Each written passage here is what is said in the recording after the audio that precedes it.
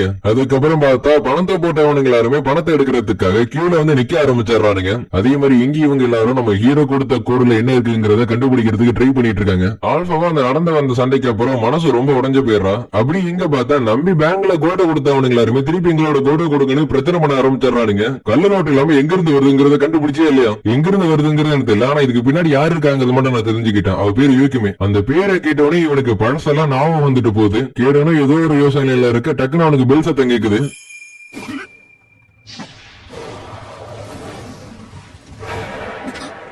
அவனும் அவங்கிட்ட இருக்கிற பெல்ல பாக்குறான். அப்படி இங்க ஆல்பாவை பார்த்தா அவ மனசு உடைஞ்சு போய் ஓரமா உட்காந்துருக்கா. அதே மாதிரி காமா என்ன சொல்றானா, மேஜர் காப்பர் லைன்ஸ் மொத்தமா ஃபாலோ ஆயிட்டானு, இதுக்கப்புறம் அவனுக்கு திரும்பி வர்றதுக்கு வாய்ப்பே இல்லைன்னு. ஏன்னா மக்கள் எல்லாரும் அவங்க போட்ட காசு எல்லாத்தையும் திருப்பி மாத்தி கேட்க ஆரம்பிச்சிட்டாங்க. இதனாலேயே எல்லா பிரான்ச்லயும் ஒரு பெரிய பிரச்சனை ஓடிக்கிட்டு இருக்கு. இன்க்ளூடிங் மிஷிகோஷில கூட இதே பிரச்சனை தான் ஓடிக்கிட்டு இருக்கு. ஏன்னா நிறைய பேர் வந்து பணத்தை மாத்தி கேட்டுக்கிட்டு இருக்கானுங்க. அதே மாதிரி இவங்களும் முடிஞ்ச அளவுக்கு எல்லாருமே சமாளிச்சுக்கிட்டு இருக்காங்க. கவலைப்படாத, என்கிட்ட ஒரு ஐடியா இருக்கு, அதை வச்சு பிரச்சனையை தீர்த்தலான்னு காமா சொல்லவும் அதுக்கு ஆல்பாவும் பரவாயில்ல வேணா விட்டுடுன்னு சொல்றா. ஏன்னா யாரை நம்பிட்டு இருந்தோமோ அவரே இப்ப நம்மள விட்டுட்டு போயிட்டாரு. ஏன்னா நம்ம இத்தனை நாள் யாரை நம்பிட்டு இருந்தோமோ அவரே தான் இது எல்லாத்துக்கும் காரணம். அதை கேட்ட காமாவும் லாஷோட அப்படி பண்றதுக்கு வாய்ப்பே இல்லைன்னு சொல்றா. அவர் நமக்கு நிறையவே சொல்லி கொடுத்திருந்தாலும் அவர் எதிர்பார்க்கிற அளவுக்கு நம்மளால வர முடியல. அதனாலதான் அவர் நம்மளை விட்டுட்டு போயிட்டாரு. அதை கேட்ட காமாவோட மனசும் சுக்குநூறா உடஞ்சிருது. நீ கேட்டா என்னோட உயிரே தருவேன் அப்படின்னு ஆல்பா அப்ப ப்ராமிஸ் பண்ணதை இப்ப நினைத்து பாக்குறா. அப்படியே எவ்வளவு வந்து நமக்கு ஒரு சாலிடான எவிடன்ஸ் கிடைச்சிருக்குன்னு சொல்றா. அது வேற எதுவும் இல்ல, அந்த கேடன் ஒருத்தர் அவன் கல்டாட்டிய போர்ஸை சேர்ந்தவன்கிறது இவங்களுக்கு இப்பதான் தெரிய வந்திருக்கு.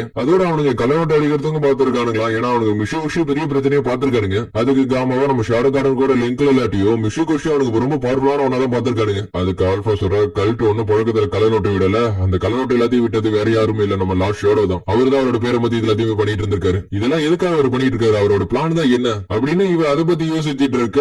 அந்த இடத்துக்கு போயிட்டா வந்து லாஸ்ட் ஷோட கொடுத்த போர்ட்ல என்ன இருக்குங்கிறத நாங்க கண்டுபிடிச்சோம்னு சொல்றோம். அதை வாங்கி படிச்ச ஆல்பாக்கு நம்ம ஹீரோ இது எல்லாமே எதுக்காக பண்ணிட்டு இருக்காங்கிறது அப்பதான் புரியுது. அதுக்குரிய யூக்கிமே கூட சேர்ந்துட்டு கொள்ளடிச்ச பணத்தை எல்லாத்தையுமே ஹீரோக்காக ஃபர்ஸ்ட் டைம் காப்பாத்திருப்பாங்களா அந்த இடத்துல வச்சிருக்கேங்கிற மாதிரி நம்ம ஹீரோ சொல்றான். இது எல்லாத்தையும் இவங்க படித்து பார்த்ததுக்கு அப்புறம் நம்ம ஹீரோ என்ன மாதிரி பிளான் போட்டிருக்காங்கிறது இவங்க எல்லாருக்குமே புரிஞ்சிருது. அதனாலதான் லாஸ்டோட அவரோட பேரை மாத்தி இது எல்லாத்தையுமே பண்ணிட்டு இருந்திருக்காரு. இப்படின்னு இவங்க 3 பேரும் பேசி கடைசியில ஒரு முடிவுக்கு வருதுங்க. டெல்டாவை பத்தி காமா கேக்குறா. அதுக்கு ஆல்பாவும் வெள்ள நிக்கிறத விட்டுட்டு உள்ளவான்னு டெல்டாட்ட சொல்றா. டெல்டா பார்த்த சந்தோஷத்துல இவங்க எல்லாரும் கட்டிப்பிடிச்சு பாசத்தை புரிய ஆரம்பிச்சிருதுங்க. ஆல்பா கேக்குற எதுக்கு என்கிட்ட எதுவுமே சொல்லலன்னு. பாசத்தை இது எல்லாத்துக்கு காரணம் அவர் தான் ரொம்ப சீக்கிரட்டா வச்சுக்கணுங்கிற மாதிரி சொல்லியிருந்தாரு. நீ சேஃபா இருக்கல அது வரை சந்தோஷம் தானே ஆல்பா சொல்றா.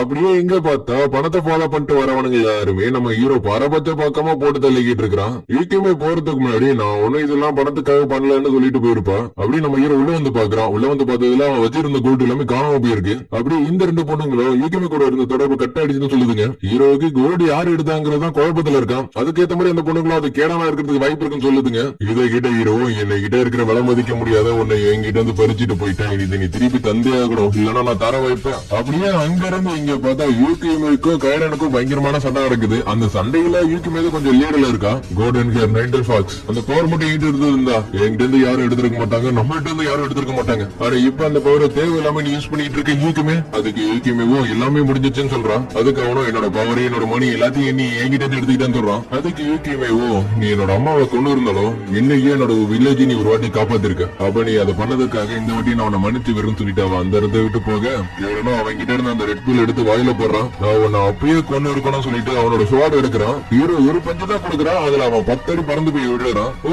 நீதான் அந்த ஜான் ஸ்மித்தா, நீ ஏன் வந்து இந்த இடத்துல சாகிறதுக்கு முடிவு பண்ணிட்ட, அதை யாராலையும் மாத்த முடியாது. நான் இங்க வந்தது எனக்கு ரொம்ப முக்கியமான உன்னை திருப்பி எடுத்துட்டு போறதுக்காக தான். அதை கிட்ட இவனும் இதை தப்பா புரிஞ்சுக்கிறான். என்கிட்ட இருந்து திருடு நம்ம நீ தான் அது திருப்பி கூட.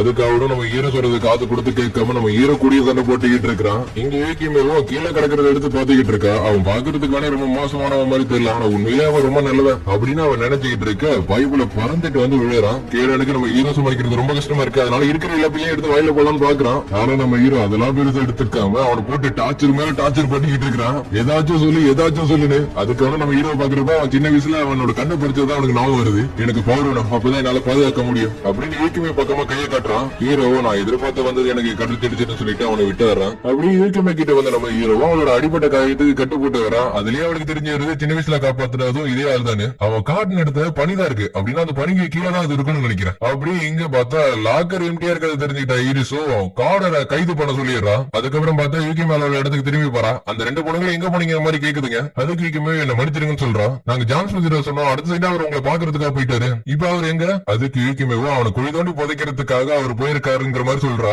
இவனும் உள்ள எம்டியா இருக்கிறத பத்தி என்னாச்சுன்னு கேக்குறான். அப்படியே அதே இடத்துல அந்த இடத்துக்கு ஆல்பா வரா. வந்த வேணும்னா எங்களுக்கு மேஜர் காப்பர் அலைன்ஸ் வந்து எங்களுக்கு ஒண்ணு கிடைச்சிச்சு. இது ஒன்னால மட்டும் படிக்க முடியுங்கிற மாதிரி எனக்கு தோணுது. அதுக்கு யூகிமேவோ அவனுக்கு கண்ணு அவ்வளவா தெரியாட்டியும் அவன் மேஜர்ல உட்காந்து எழுதுற ஆளே கிடையாது. அதனால அவன் அடிக்கடி என்கிட்ட எழுதி கேட்டிருக்கான். நானும் அவனுக்கு எழுதி கொடுத்திருக்கேன்னு சொல்றா. அதுக்கு ஆல்பா சொல்றா கல்டா டியோபோஸ் தான் கெட்டவனா ஆக்கியிருக்கானுங்க. அப்படிப்பட்டவனுங்களை தடுத்து நடத்துறதுக்காக தான் ஜான் ஸ்மித் இல்லனா ஷாடோ அவர் போராடிட்டு இருக்கிறாரு. மிஷுகாஷி கூட ஷாடோ காரனோட ஒரு முன்னணி நிறுவனம் தான். ஒரு முன்னாடி எல்லாத்தையும் கணிச்சு வச்சிருந்ததுனால இப்ப மிஷுகாஷி எந்த பிரச்சனையும் இல்லாம தப்பிச்சிருக்கு. இப்படி இவ சொன்னதுக்கான காரணம் மொத்த கோடி சொல்லினது வேற யாருமே இல்ல இதுங்கதான். அதோட ஆல்பா இவளுக்கு ஒரு ஆஃபர் வைக்கிறான் எங்க கூட வந்து சேர்ந்துக்கினேன். அதுக்கு யூகிமேவும் கையை கொடுத்து ஓகேன்னு ஒத்துக்கிறான். இப்ப மிஷுகாஷி கிட்ட இருந்த ப்ராப்ளம் இல்லாம இப்ப சரியாயிடுது. அப்படி எங்க பார்த்தா நம்ம ஹீரோவா அவன் சொன்ன இடத்துல குழி தோண்டிக்கிட்டு இருக்கிறான். அதுவும் எதுக்காக நினைக்கிறீங்க? நம்ம ஹீரோட்ட இருந்து அடிச்ச எல்லா கோட்டையுமே இந்த இடத்துல வச்சிருக்க மாதிரி அவன் கையை காட்டியிருப்பான். டெல்டாவும் கூட சேர்ந்துடா பாசா இந்த குழி தோண்டி முடிஞ்சதுக்கு அப்புறம் நான் சொல்றதை நீங்க செய்யணும் பாத்துக்கீங்க. ஏன்னா நீங்க எனக்கு ப்ராமிஸ் பண்ணிருக்கீங்க. நான் பண்ண மாதிரி எனக்கு சரியா ஞாபகம் இல்லையா? என்ன